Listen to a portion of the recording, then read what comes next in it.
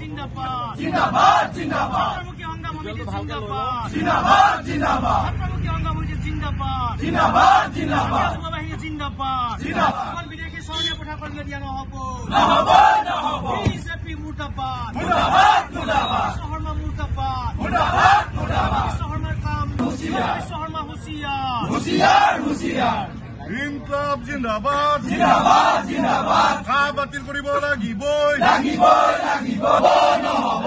ইনকলাব জিন্দাবাদ জিন্দাবাদ জিন্দাবাদ অসমীয়া মানুহৰ ঐক্যবদ্ধ সংগ্ৰাম জিন্দাবাদ জিন্দাবাদ জিন্দাবাদ কা বাতিল কৰিব লাগিবই লাগিবই লাগিব কা বাতিল কৰিব লাগিব অসমত বিদেশী চৰণীয়া পথাৰ কৰিবলৈ দিয়া নহব নহব নহব হিন্দুবাদ বাংলাদেশী গো বেক জিন্দাবাদ জিন্দাবাদ জিন্দাবাদ মুৰ্দাবাদ মুৰ্দাবাদ মুৰ্দাবাদ হুঁচিয়াৰ হুঁচিয়াৰ অসমখন বিদেশী চৰণীয়া পথাৰ কৰিবলৈ দিয়া নহব নহব অসমখন বিদেশী চৰণীয়া লাগিবই লাগিব বাতিল কৰিব লাগিব নহব নহব ছাত্ৰমুখী সংগ্ৰাম সমিতি জিন্দাবাদ প্ৰত্যাহাৰ কৰিছে এই বাতিল কৰিব লাগে অন্যথা কিন্তু ইনকলাব জিন্দাবাদ জিন্দাবাদ জিন্দাবাদ অসমত বিদেশী সংস্থাপন কৰিবলৈ দিয়া নহব নহব আজি আমি ঐতিহাসিক শিৱদৌলৰ সন্মুখৰ পৰা মুখ্যমন্ত্ৰী হিমন্ত বিশ্ব শৰ্মাক ক'ব বিচাৰিছো যে অসমে কা নামানে অসমে কা আন্দোলনৰ জৰিয়তে 5জন তেজাল যুৱক ইতিমধ্যে বিজেপি চৰকাৰৰ সৈতে হত্যা কৰিছে মুখ্যমন্ত্ৰী হিমন্ত বিশ্ব শৰ্মাক আজি শিৱদৌলৰ সন্মুখৰ পৰা আমি কৃষক মুক্তিৰ পৰিয়ালে কৈছো যে অসমখন কেতিয়াও বিদেশী চৰণীয়া পথাৰ কৰিবলৈ দিয়া নহব মুখ্যমন্ত্ৰী হিমন্ত বিশ্ব শৰ্মাই যিটো হঠকাৰী সিদ্ধান্ত লৈছে গুণ্ডাৰাজ চলাই আছে এই সিদ্ধান্ত বাতিল কৰক যিহেতু তেওঁ বিদেশী ন্যায়াধিকৰণত চলি থকা যি গোচৰ আছিলে এই গোচৰ প্ৰত্যাহাৰ কৰি অসমখন বিদেশী চৰণীয়া পথাৰ কৰিবলৈ বিচাৰিছে অসমতে অসমীয়া মানুহৰ থাকিবলৈ ঠাই নাই আৰু অসমৰ অসমীয়া মানুহক খিনিকে মুখ্যমন্ত্ৰী হিমন্ত বিশ্ব শৰ্মাই উচ্ছেদ চলাই ইঠাইৰ পৰা সিঠাইলৈ খেদি আছে আৰু আনফালে আমাৰ খিলঞ্জীয়া মানুহৰ মাজত ভাই ককাইৰ মাজত কাজিয়া লগাই অসমখন অশান্ত কৰি তেওঁ এফালেদি নি কাৰ জৰিয়তে তেওঁ বিদেশী ইয়াত অসমত সংস্থাপন দিয়াৰ ব্যৱস্থা কৰিছে গতিকে এই সিদ্ধান্ত বাতিল কৰক এই সিদ্ধান্ত বাতিল কৰিব লাগিব অন্যথা পুনৰ কা আন্দোলন কিন্তু অসমত গঢ়ি উঠিব তাৰ বাবে জগৰীয়া হ'ব মুখ্যমন্ত্ৰী হিমন্ত বিশ্ব শৰ্মা আৰু মুখ্যমন্ত্ৰী হিমন্ত বিশ্ব শৰ্মাক আহ্বান জনাইছো তুমি কেৱল জাতিৰ মাজত সংঘৰ্ষ লগাই বিদেশী চৰণীয়া পথাৰ কৰিবলৈ কেতিয়াও লোৱা সিদ্ধান্ত বাতিল কৰা অন্যথা আমি কেতিয়াও শান্ত নাথাকিম অসমৰ পৰা হিন্দুৱে হওক কি মুছলিমে হওক সকলো বিদেশী অসমৰ পৰা যাব লাগিব যোৱা 17 জুলাই তাৰিখে অসম চৰকাৰৰ গৃহ বিভাগে এটা নিৰ্দেশনাৰ যোগেদি বিদেশী ন্যায়াধিকৰণত হিন্দু বাংলাদেশীৰ বিৰুদ্ধে যিমান গোচৰ আছিল এই গোচৰবিলাক প্ৰত্যাহাৰ কৰিবলৈ নিৰ্দেশ দিছে আৰু এই কথাটো আমি মানি নলো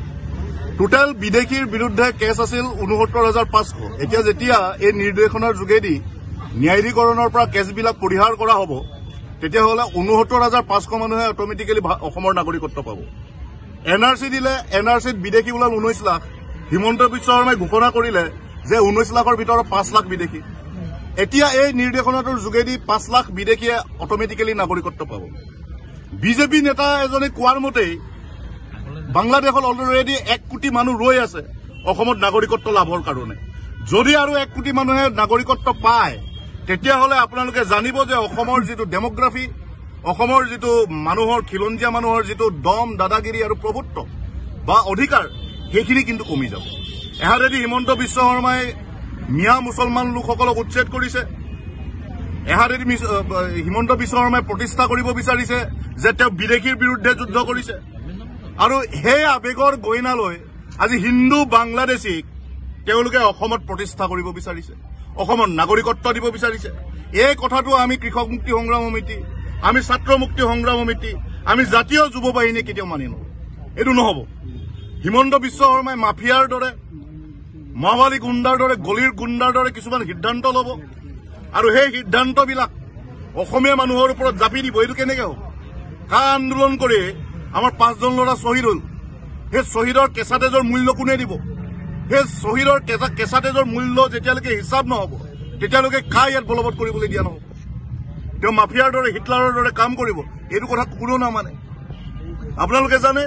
যে তেওঁ শিৱসাগৰখনত সাম্প্ৰদায়িক সংঘৰ্ষ লগাবলৈ বিচাৰিছে কিন্তু কালিৰ নাগৰিক সভাই এয়া বাতিল কৰি দিলে তেওঁ হাতেদি অসমত সাম্প্ৰদায়িক সংঘৰ্ষৰ এটা পৰীক্ষাগাৰ নিৰ্মাণ কৰিব খুজিছে আৰু তাৰ গইনা লৈ তাৰ আঁৰ লৈ হিন্দু বাংলাদেশীক অসমত প্ৰতিষ্ঠা কৰিব বিচাৰিছে, এই কথাটো আমি কেতিয়াও মানি নলওঁ। বিদেশীয়ে সেয়া মিয়া মুছলমানে হওক, সেয়া হিন্দু বাংলাদেশীয়ে হওক, অসমৰ পৰা যাব লাগিব। অসমত সংস্থাপন কৰিবলৈ দিয়া নহ'ব। অসমে 1971 চনলৈকে বিদেশী ললে আৰু বিদেশী অসমে নলয়, আৰু বিদেশীয়ে অসমে কোনো পধ্যে সহ্য কৰিব নোৱাৰে। অলৰেডি আমাৰ খিলঞ্জীয়া থলগিৰি মানুহৰ সংখ্যা কমি আহিছে, আপোনালোকে জানেই। আমাৰ ভাষালৈ সংকট নামি আহিছে, আমাৰ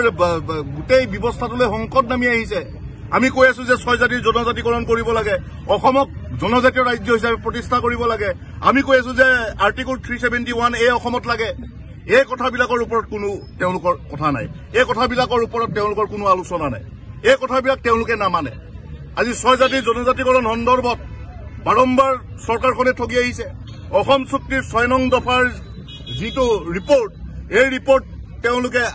আজিলৈকে কেন্দ্ৰীয় চৰকাৰক ছাবমিট নকৰিলে, আৰু তাৰ এই কথাবিলাকতো আছেই। আৰু এই কথাবিলাক সমাধান নকৰি তেওঁলোকে কৰিছে কি, তেওঁলোকে হিন্দু বাংলাদেশী অসমত সংস্থাপন কৰিব বিচাৰিছে, ইয়াত নাগৰিকত্ব দিব বিচাৰিছে, আৰু এই কথাটো আমি আমাৰ কৃষক মুক্তিৰ পৰিয়ালে কেতিয়াও মানি নলওঁ।